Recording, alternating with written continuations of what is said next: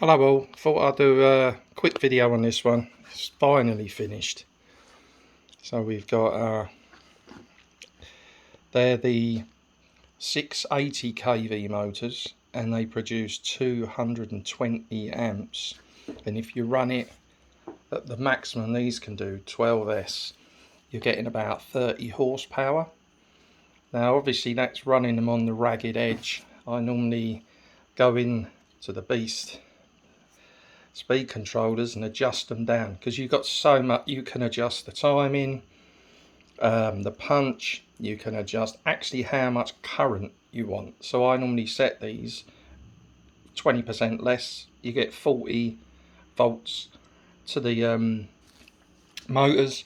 You're still in the very high, you're still, you know, you're in the high 20s anyway, so you still got more than enough power. But if you drop down to the 620s, the ampage drops as well. So you drop down to 200 amps, you start losing horsepower quite quickly, because to get their maximum, which is 11,000 watts of power, you need to run them up at 14 volts. And obviously speed controllers will only handle 12. But anyway, so that's the motor bit done.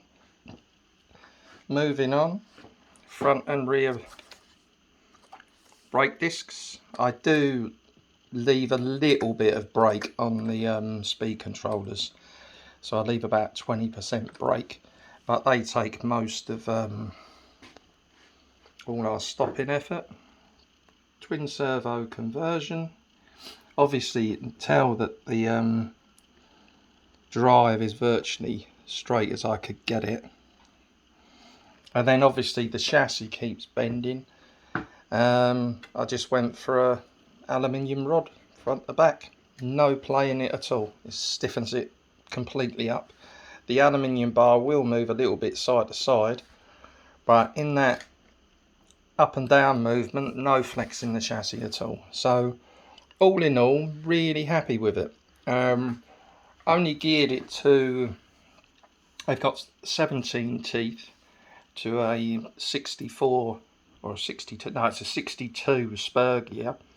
Obviously I can put a 20 tooth on it. There's so much scope you can do. You can easily get them up to 90, but I tend to run it around, want a bit longer run time, so I put the batteries in, leave the speed controllers down. It's got so much power, you don't have to worry. But if you put them to 17, and I got, as I said, a 62 on it, then you're sort of like countering, because obviously on the drive's actually 3.3 on the DBXL, and this one is 3.31.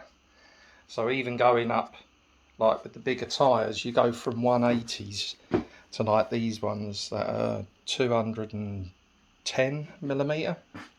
You're actually like equivalent of going up like 2 teeth on your pinion gear. So like if you had a losi like that one, if you put the bigger wheels on, don't put the pinion gear on, because if you want to run it for a reasonably amount of long time, if you're going to have a 15 tooth on the motor and put the tyres on, you're near enough running at 17, which just makes everything a bit too hot. So there we go. More than happy. I will be doing some videos of it running, but thanks for watching.